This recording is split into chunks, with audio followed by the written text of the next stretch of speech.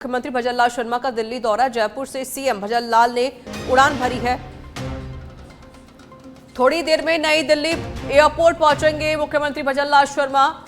आज केंद्रीय नेताओं से मिलने का कार्यक्रम बताया जा रहा है। तो देखिए, मुख्यमंत्री की ये बैठक, ये जो दिल्ली दौरा है, काफी ज्यादा महत्वपूर्ण माना जा रहा है। मंत्रिमंडल में फेरबदल को लेकर या मंत्रिमंडल में नए चेहरों को मौका मिलने को लेकर ये बैठक, ये जो दौरा है, बहुत ही ज्यादा महत्वपूर्ण माना जा रहा है।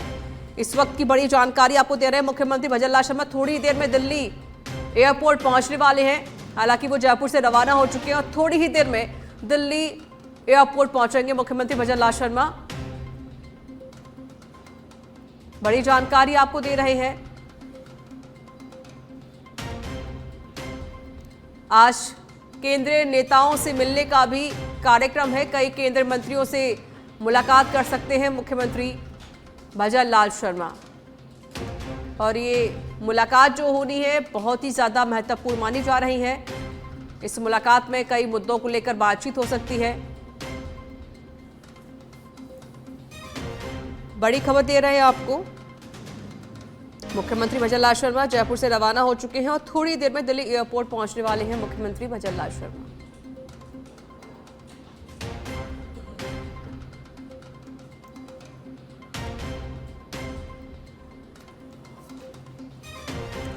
कैबिनेट मंत्री कर्नल राज्यवर्धन सिंह राठौर भी दिल्ली दौरे पर। मंत्री राठौर दिल्ली में करेंगे केंद्रीय नेताओं से मुलाकात। Deputy CM doctor Premchand Bairwa भी आज सुबह पहुंचे थे दिल्ली के दौरे पर।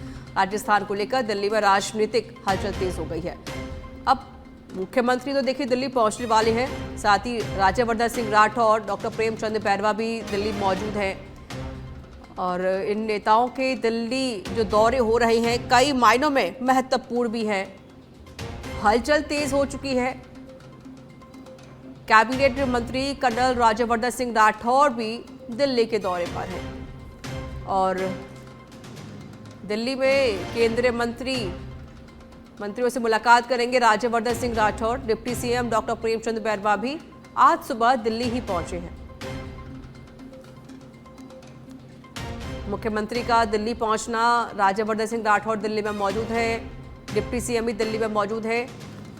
तो यानी कि दिल्ली की अब राजनीति में जो हलचल है वो तेज हो चुकी है।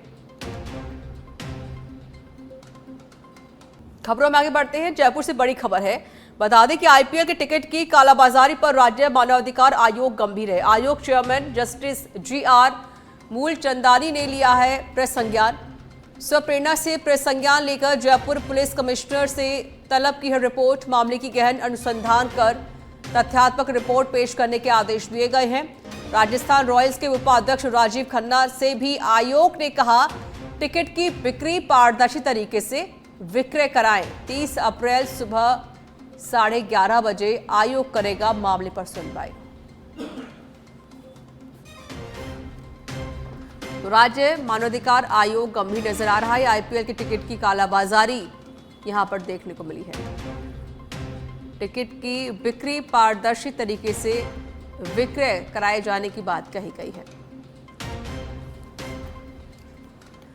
प्रदेश का सबसे ऊंचा शहर माउंट आबू में इन दिनों बड़ी संख्या में आदिवासी समाज के लोग पहुंच रहे हैं, जिससे माउंट आबू में इन दिनों मेले जैसा माहौल नजर आ रहा है। दरअसल आदिवासी समाज के लोग विश्व प्रसिद्ध नक्की झील को गंगा नदी और पुष्कर सरोवर की तरह पवित्र स्थान मानते हैं और इसी के चलते प्रत्येक वर्ष के वैशाख महीने में आदिवासी समाज के लोग अपने पितरों की अस्थियों के विसर्जन के लिए माउंट आबू पहुंचते हैं, जहां नक्की झील के विभिन्न घाटों पर अपने पितरों की अस्थियां विसर्जित करके झील में स्नान करके पितरों की आत्मा शांति के लिए प्रार्थना करते हैं। लेकिन इस बार प्रशासन ने नक्की के घाट नहीं खोले हैं, जिसके कारण इन आदिवासियों को अस्थियां विसर्जित करने में भारी परेशानी का सामना करना पड़ रहा है।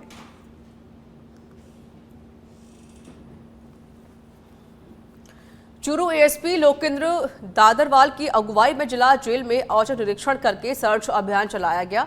इस दौरान आरएसी सहित भारी पुलिस जाब्ता मौजूद रहा। जेल के 7 बैरिकेड पर 200 बंदियों की बारीकी से तलाशी भी ली गई, जहां सर्च अभियान के दौरान किसी प्रकार की अवांछित वस्तु नहीं पाई गई है। जिला जेल के अभी 200 बंदियों को रखा गया है, जबकि जेल की कैपेसिटी 170 बंदियों को रखे जाने की है। डीएसपी सुनील झांझड़िया ने बताया कि जेल की गहनता से तलाशी ली गई है।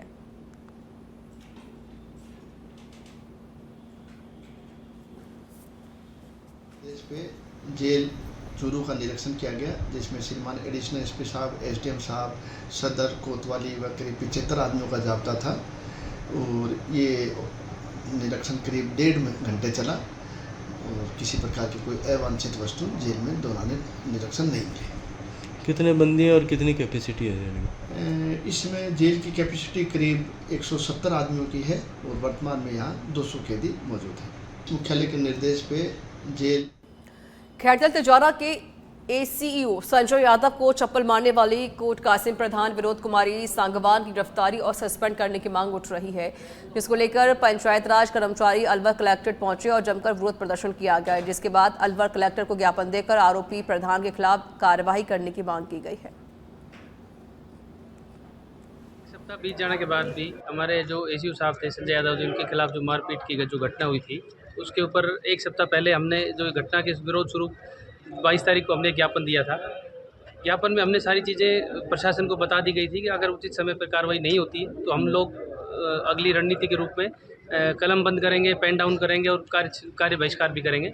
तो उसी कड़ी के फलस्वरूप आज हम आए हैं और हम प्रशासन को और कलेक्टर मैडम को और सीईओ साहब को हम ये ज्ञापन देने के लिए आए कि हम 30 अप्रैल से इस अगली कार्रवाई के लिए आगे जा रहे हैं। आपने पहले भी 3 दिन का अल्टीमेटम दिया था, फिर कुछ नहीं किया? 3 दिन का अल्टीमेटम दिया था, बीच में 1 दिन की छुट्टी हो गई थी और प्रशासन की शिथिलता को इसको देखते हुए कि हमने आज ही दोबारा से निर्णय लिया है। अब हम खैरतल कलेक्टर साहब के पास भी हम जा रहे हैं और ये अब 30 तारीख से हम पूरी तरह कार्य बहिष्कार का समर्थन कर रहे हैं। जिला मुख्यालय पे दिया है, फिर और भी कहीं ज्ञापन दिया है? जिला मुख्यालय पे यहाँ कलेक्टर मैडम को दिया है, सीईओ साहब को भी दिया है और अब हम खैरतल एसपी साहब को और खैरतल कलेक्टर साहब के पास सब लोग जा रहे हैं। एक सप्ताह बीत जाने के बाद भी हमारे जो एसीयू साहब थे संजय यादव जी, उनके खिलाफ जो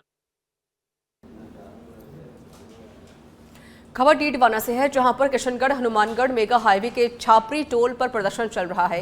ये धरना टोल बूथ के 20 किलोमीटर के दायरे के वाहन चालकों का टोल माफ करने की मांग को लेकर किया गया। आज अखिल भारतीय किसान सभा और आसपास के दर्जनों गांव के लोगों ने धरना देकर विरोध प्रदर्शन किया। इस दौरान विरोध जताने भारी संख्या में लोग टोल पर पहुंचे और सड़क पर धरना देकर बैठ गए। हमारी मांग वही है कि आसपास के इलाके में जो 20 किलोमीटर के दायरे में जितने भी वाहन हैं, किसान लोग हैं, उन सबको टोल मुक्त किया जाए, क्योंकि ये बाकायदा कानून में प्रोविजन है कि आसपास के जितने भी 20 किलोमीटर के दायरे में जितने भी गांव और किसान आते हैं सबको टोल मुक्त किया जाना चाहिए और ये बाकायदा कानून में प्रोविजन है। प्रशासन से क्या बात हुई? प्रशासन से बातचीत हुई, हमने हमारी मांग रखी प्रशासन के सामने। प्रशासन ने कंपनी के लोगों से बात की और कंपनी के लोगों ने ये बहाना बनाया कि साहब हम आपकी बात वर्बली मानने के लिए तैयार है, लेकिन लिखित में नहीं देंगे, ऑथेंटिक रूप से नहीं कर सकते। तो हमारा कहना है कि हम लिखित में लेंगे और ऑथेंटिक रूप से चलेंगे, मौखिक रूप से कहने से कोई मतलब नहीं। 12 महीने से टोल का टेंडर होता है, अभी महीना भर हुआ है, नई कंपनी आई है हनुमानगढ़ की और हमारी तो ये मांग है कि 20 किलोमीटर की परिधि में जो भी गाँव आते हैं, वो चाहे पिकअप हो, कैंपर हो या ट्रैक्टर हो या निजी वाहन हो, सबको फ्री करना चाहिए।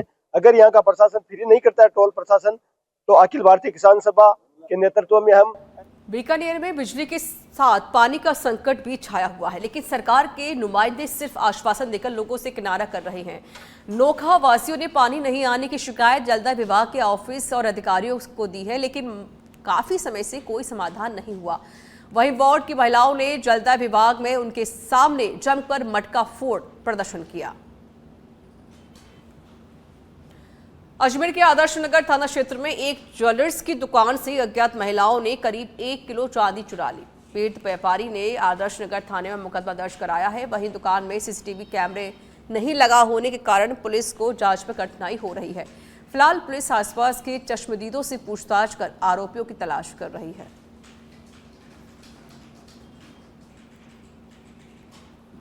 चौराहे पे संतोष ज्वेलर्स के नाम से दुकान है। मेरे पास 5:30-6 बजे के आसपास 2 लेडीज़ आई थी, तो वो पाइजे पे देख रही थी। उतने में तो वो रह गई कि हमें सोने की बालियाँ दिखाओ। तो मैं उनको दिखाने लग गया। फिर इधर से ये बोली कि भाई मेरे को पहले दिखाओ, मेरे को पैसे दो, वो दो, ये निकालो। उनको पता था कि यहाँ चांदी पड़ी है। मैंने भी ध्यान नहीं किया बातों में, मतलब कभी वो ऐसे करके उन्होंने गायब करके, वो तो वहाँ तक तो मैंने देखा है। उसके बाद दुकान बढ़ाई तो पता लगा कि भाई चांदी की डालियाँ नहीं है। फिर मैंने सारा सामान चेक किया तो बाकी तो सब मेरे को सही मिला, बाकी वो 2 डालियाँ गायब।